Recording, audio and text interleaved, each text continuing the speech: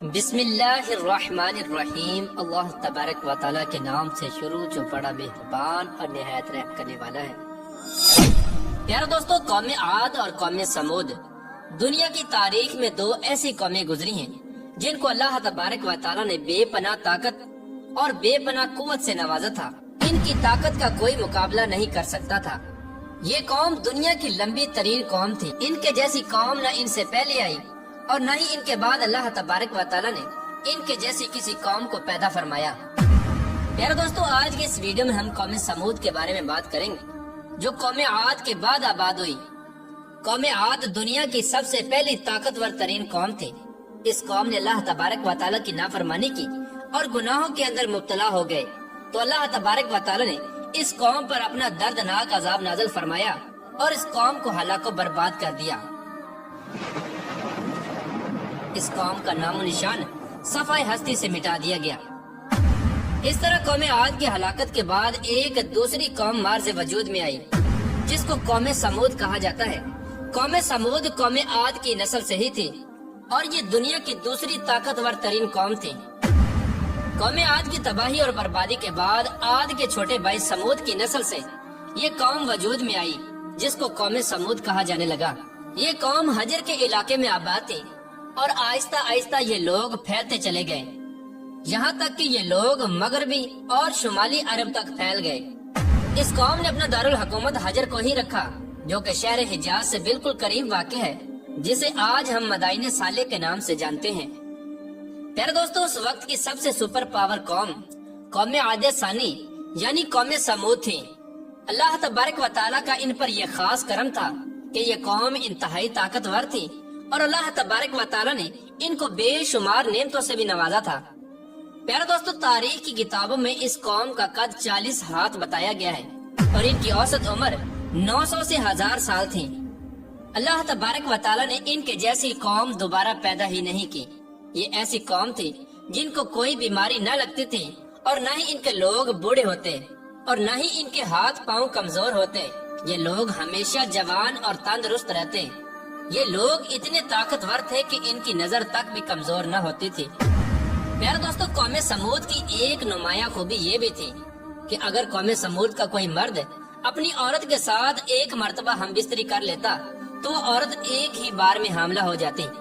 یہی وہ خوبی تھی جس کی وجہ سے یہ قوم عاد کی تباہی کے بعد قوم سمود کے نام سے ابھری اور جلد ہی دنیا کے اندر اپنا اثر و رسوخ پیدا کر لیا۔ ایسی شاندار قوم جس قوم کو اللہ تبارک و تعالیٰ نے بے پناہ طاقت اور بے شمار نعمتوں سے نوازا تھا، لیکن اس کے باوجود بھی اس قوم نے کون سا ایسا گناہ کیا جس کی وجہ سے اللہ تبارک و تعالیٰ نے اس قوم پر اپنا دردناک عذاب نازل فرمایا اور اس قوم کو صفحہ ہستی سے مٹا دیا اور اس قوم کو رہتی دنیا کے لیے عبرت کا نشان بنا دیا۔ پیارے دوستو، اس قوم کے گھروں کو آج بھی اللہ تبارک و تعالیٰ نے نشان عبرت کے طور پر باقی رکھا ہے۔ یہ قوم بڑے بڑے پہاڑوں میں رہنے کی شوقین تھی۔ یہ لوگ بڑے بڑے پہاڑوں کو تراش کر اس کے اندر اپنے خوبصورت محلات بنایا کرتے تھے اور اسی کے اندر زندگی بسر کیا کرتے تھے۔ اللہ تبارک و تعالیٰ نے قوم سمود کو بہت کچھ عطا فرمایا تھا۔ سرسبز باغات، میٹھے پانی کی نہریں اور پتھریلی زمین پر ہر قسم کے پھل۔ اس قوم کے عالی شان محلات اتنے خوبصورت تھے کہ صرف دور دراز سے لوگ ان کے عالی شان محلات کو دیکھنے کے لیے آیا کرتے تھے۔ پیارے دوستو، قوم سمود اپنے عالی شان محلات اور سرسبز و شاداب باغات اور خوبصورت مرغزاروں اور نعمتوں کی فراوانی کی وجہ سے یہ قوم غرور اور تکبر میں آ گئی اور سرکشی کے نشے میں دھت ہو کر اللہ تبارک و تعالیٰ کی نافرمانیاں کرنے لگے اور اللہ تبارک و تعالیٰ کی وحدانیت کو چھوڑ کر اپنے ہاتھوں سے تراشے ہوئے بتوں کی پوجا کرنے لگے اور یہ بات بھی بھلا بیٹھے کہ کچھ عرصہ پہلے اللہ تبارک و تعالیٰ نے انہی کی قوم پر انہی گناہوں کی وجہ سے اپنا دردناک عذاب نازل فرمایا تھا اور اس قوم کو صفحہ ہستی سے مٹا دیا تھا۔ پیارے دوستو، اس دنیا کی طاقتور اور بدبخت قوم کی طرف اللہ تبارک و تعالیٰ نے اپنے پیارے نبی حضرت صالح علیہ السلام کو مبعوث فرمایا تھا۔ چنانچہ حضرت صالح علیہ السلام نے اللہ تبارک و تعالیٰ کے حکم کے مطابق اس قوم کو بت پرستی سے منع کیا اور اللہ تبارک و تعالیٰ کی وحدانیت کی طرف بلایا اور ایک سچے خدا کی عبادت کرنے کا حکم دیا۔ لیکن قوم کے سرداروں نے حضرت صالح علیہ السلام کو جھوٹا ثابت کرنے کے لیے ان سے معجزہ طلب کر لیا۔ اس قوم کے سردار حضرت صالح علیہ السلام سے کہنے لگے کہ آج تک جو بھی نبی آیا وہ اپنے ساتھ کوئی نہ کوئی معجزہ لے کر آیا، اگر تم اللہ تبارک و تعالیٰ کے سچے نبی ہو تو ہم کو معجزہ دکھاؤ۔ چنانچہ حضرت صالح علیہ السلام نے اس قوم کے سرداروں سے پوچھا کہ آپ لوگ کون سا معجزہ چاہتے ہو؟ تو اس وقت اس قوم کے سردار کہنے لگے یہ جو سامنے چٹان ہے اس میں سے ایک ایسی اونٹنی نکل کر آئے جو گابن ہو اور آتے ہی بچے کو جنم دے دے، اور وہ ہم سب کے لیے دودھ دے، اور وہ دنیا کی خوبصورت ترین اونٹنی ہو، اور اس کے ساتھ ساتھ وہ اونٹنی ایسی ہو جس کا کوئی ماں باپ نہ ہو۔ چنانچہ حضرت صالح علیہ السلام نے ان سرداروں کی یہ بات سن کر اللہ تبارک و تعالیٰ کی بارگاہ میں یہ دعا کی، تو ان کے دیکھتے ہی دیکھتے سامنے پہاڑ میں سے ایک خوبصورت حاملہ اونٹنی نکل کر آئی، اور آتے ہی اس اونٹنی نے ایک حسین و جمیل بچے کو جنم دیا۔ اس وقت اس اونٹنی کے تھن دودھ سے بھرے ہوئے تھے، اور اس اونٹنی نے اتنا دودھ دیا کہ سب لوگوں نے پیٹ بھر کر دودھ پی لیا۔ اس کے باوجود بھی دودھ وافر مقدار میں موجود تھا۔ چنانچہ حضرت صالح علیہ السلام کا یہ عظیم الشان معجزہ دیکھ کر وہ تمام قوم اور اس کے سردار لاجواب ہو گئے، اور اس بدبخت قوم کے سردار حضرت صالح علیہ السلام سے کہنے لگے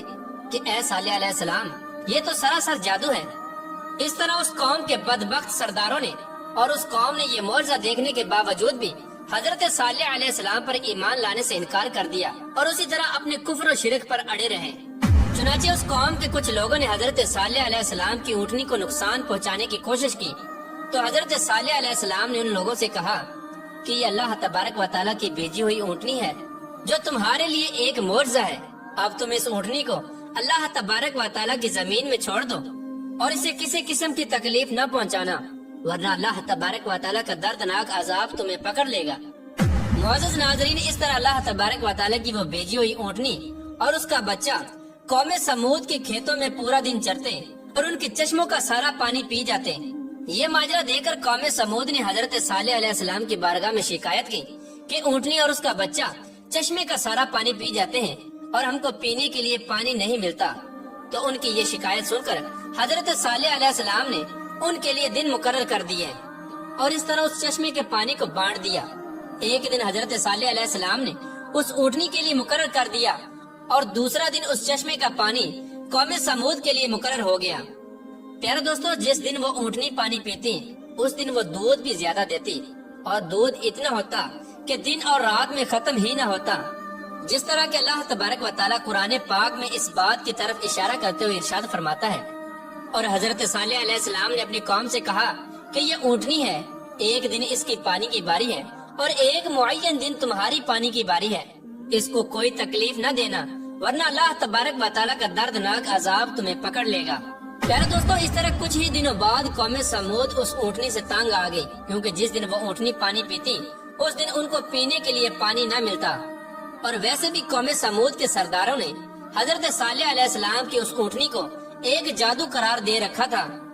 خیر، قوم سمود کے ایک طاقتور سردار کی بیوی جس کا نام صدوق تھا، اس عورت کی 2 انتہائی خوبصورت اور حسین و جمیل بیٹیاں تھیں، ان کی عمریں 12 اور 14 سال تھی۔ اس عورت نے حضرت صالح علیہ السلام کے بیٹے کو یہ لالچ دیا کہ اگر تم اپنے گھر میں موجود اونٹنی کو رات کے اندھیرے میں قتل کر دو تو میں اپنی دونوں بیٹیاں انعام کے طور پر تمہیں دے دوں گی۔ چنانچہ حضرت صالح علیہ السلام کی اولاد چونکہ نیک تھی، لہٰذا وہ اس عورت کے اس جال میں نہ پھنسے۔ پھر اس کے بعد اس صدوق نامی عورت نے پوری قوم میں یہ اعلان کر دیا کہ جو بھی شخص حضرت صالح علیہ السلام کے اس اونٹنی کو قتل کرے گا میں اپنی دونوں کنواری بیٹیوں کا نکاح ان کو دے دوں گی۔ اس عورت کا یہ اعلان سنتے ہی اس قوم کے 2 نوجوان جن کا نام مصدع ابن دہر اور کیدار بن سالف تھا، ان دونوں بدبختوں نے مل کر اسی رات حضرت صالح علیہ السلام کی اس اونٹنی کو ذبح کر دیا۔ اس طرح اللہ تبارک و تعالیٰ کی اس بھیجی ہوئی اونٹنی کو ذبح کرنے کے بعد قوم سمود حضرت صالح علیہ السلام سے کہنے لگی کہ اگر تم اللہ تبارک و تعالیٰ کے سچے رسول ہو تو ہم پر وہ عذاب نازل کرو جس عذاب سے تم ہم کو ڈراتے ہو۔ اس طرح اس اونٹنی کے قتل ہونے کی خبر سن کر حضرت صالح علیہ السلام بے حد پریشان ہوئے اور زاروں کی طرح رونے لگے۔ چنانچہ اس طرح اس اونٹنی کو قتل کرنے کے بعد اس بدبخت قوم نے حضرت صالح علیہ السلام کو قتل کرنے کا بھی ارادہ کر لیا، جس طرح کہ اللہ تبارک و تعالیٰ قرآن پاک میں ارشاد فرماتا ہے، آخر کار انہوں نے اونٹنی کو قتل کر دیا اور اپنے پروردگار کے حکم سے سرکشی کی اور کہنے لگے کہ جس چیز سے تم ہم کو ڈراتے ہو، اگر تم اللہ تبارک و تعالیٰ کے سچے پیغمبر ہو تو اس عذاب کو ہم پر لے آؤ۔ اس طرح جب اس قوم نے اللہ تبارک و تعالیٰ کی بھیجی ہوئی اس اونٹنی کو قتل کر دیا اور اپنی نافرمانی میں حد سے زیادہ بڑھ گئے اور خود ہی اللہ تبارک و تعالیٰ کے عذاب کو طلب کر لیا، تو حضرت صالح علیہ السلام قوم سمود سے کہنے لگے کہ اب اللہ تبارک و تعالیٰ کے دردناک عذاب سے تم لوگوں کو کوئی نہیں بچا سکتا۔ چنانچہ حضرت صالح علیہ السلام کی یہ بات سن کر اس قوم کے 9 بدبخت لوگوں نے یہ ارادہ کیا کہ اب حضرت صالح علیہ السلام کو یقیناً قتل کر دیا جائے۔ چنانچہ یہ 9 افراد ایک پہاڑ کے پیچھے چھپ کر حضرت صالح علیہ السلام کا انتظار کرنے لگے کہ کب حضرت صالح علیہ السلام یہاں سے گزرے اور معاذ اللہ ہم ان کو قتل کر دیں۔ لیکن اللہ تبارک و تعالیٰ کی حکمت ایسی ہوئی کہ اللہ تبارک و تعالیٰ نے اسی رات ان 9 افراد پر پتھروں کی بارش برسا دی، جس کی وجہ سے وہ 9 کے 9 افراد ہلاک ہو گئے۔ اور صبح پوری قوم کے لوگوں نے ان 9 افراد کی لاشوں کو دیکھا۔ اس طرح اللہ تبارک و تعالیٰ کے دردناک عذاب اور ان 9 افراد کی لاشوں کو دیکھنے کے باوجود بھی قوم سمود اپنی سرکشی سے باز نہ آئی اور اسی طرح بت پرستی کے اندر مبتلا رہی اور اللہ تبارک و تعالیٰ کی نافرمانیوں میں مزید حد سے بڑھنے لگے۔ اس طرح جب حضرت صالح علیہ السلام کی قوم قابل ہدایت نہ رہی تو اس وقت حضرت صالح علیہ السلام نے اپنی قوم سے کہا کہ تمہارے پاس صرف 3 دن باقی بچے ہیں، جتنی چاہے عیش و عشرت کر لو اور شراب و شباب میں گزار لو۔ 3 دن کے بعد اللہ تبارک و تعالیٰ کا دردناک عذاب تمہارا منتظر ہے۔ جس طرح کہ اللہ تبارک و تعالیٰ قرآن پاک میں ارشاد فرماتا ہے کہ جب انہوں نے اس اونٹنی کو قتل کر دیا تو حضرت صالح علیہ السلام نے اپنی قوم سے کہا کہ 3 دن اپنے گھروں میں فائدہ اٹھا لو اور یہ وعدہ جھوٹا نہیں۔ اس طرح جب حضرت صالح علیہ السلام نے اپنی قوم کو اللہ تبارک و تعالیٰ کے دردناک عذاب کی وعید سنائی تو اس قوم کے بے شرم لوگوں نے حضرت صالح علیہ السلام کا مذاق اڑانا شروع کر دیا اور اس قوم کے بے شرم لوگ حضرت صالح علیہ السلام سے یہ کہنے لگے کہ آپ ہی بتا دیں کہ ہم یہ 3 دن شراب میں گزاریں یا شباب میں گزاریں۔ تو حضرت صالح علیہ السلام فرمانے لگے کہ پہلے دن تمہارے چہروں کا رنگ زرد ہو جائے گا اور دوسرے دن تمہارے چہروں کا رنگ سرخ ہو جائے گا اور تیسرے دن تمہارے چہرے سیاہ ہو جائیں گے اور چوتھے دن اللہ تبارک و تعالیٰ کا دردناک عذاب تم پر مسلط ہو جائے گا۔ چنانچہ حضرت صالح علیہ السلام کی قوم پر اس بات کا کوئی اثر نہ ہوا، وہ اسی طرح اپنی نافرمانی میں مبتلا رہے اور اللہ تبارک و تعالیٰ کی نافرمانیاں کرتے رہے۔ اور پھر حضرت صالح علیہ السلام کے حکم کے مطابق تیسرے دن ایسا ہی ہوا، جب ان کے چہرے کالے ہو گئے تو اپنے کالے چہرے دیکھ کر وہ قوم ڈرنے لگی اور ایک دوسرے سے کہنے لگی کہ نہ جانے کون سا دردناک عذاب اب ہم پر نازل ہوگا اور نہ جانے کس طرح کے عذاب کے اندر ہم کو مبتلا کیا جائے گا۔ چوتھے دن ایک زوردار اور خوفناک چیخ آسمانوں سے نکلی،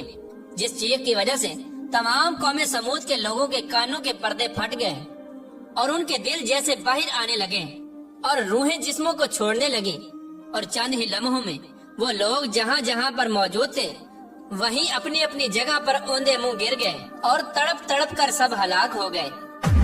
پھر اس کے بعد اللہ تبارک و تعالیٰ نے ایک ایسا دردناک زلزلہ بھیجا جس زلزلے کی وجہ سے انہی کے گھروں کو انہی پر گرا دیا گیا، جس طرح کہ اللہ تبارک و تعالیٰ قرآن پاک میں ارشاد فرماتا ہے، اور جب ہمارا حکم آ گیا تو ہم نے حضرت صالح علیہ السلام کو اور جو لوگ ان کے ساتھ ایمان لائے تھے ان کو اپنی مہربانی سے بچا لیا اور اس دن کی رسوائی سے محفوظ رکھا۔ بے شک تمہارا پروردگار بہت طاقتور ہے اور زبردست ہے۔ پیارے دوستو، اس طرح اللہ تبارک و تعالیٰ نے قوم عاد کی تباہی اور بربادی کے بعد ان کی نسل میں سے قوم سمود کو ہلاک کیا اور اس نافرمان قوم پر اپنا دردناک عذاب نازل فرمایا اور اس قوم کے لوگوں کو صفحہ ہستی سے مٹا دیا۔ اور اللہ تبارک و تعالیٰ نے اس قوم کے گھروں کے نشانات کو آج بھی باقی رکھا ہے تاکہ لوگ عبرت حاصل کریں اور اللہ تبارک و تعالیٰ کی نافرمانی سے باز آ جائیں۔ اس قوم کے گھر آج بھی لوگوں کے لیے عبرت کا نشان بنے ہوئے ہیں۔ اللہ تبارک و تعالیٰ سے دعا ہے کہ اللہ تبارک و تعالیٰ اپنے حضور عاجزی اور انکساری کے ساتھ زندگی گزارنے کی توفیق عطا فرمائے اور ان تمام گناہوں سے ہمیں بچائے جن گناہوں کے اندر مبتلا ہو کر پہلی قومیں ہلاک ہوئیں۔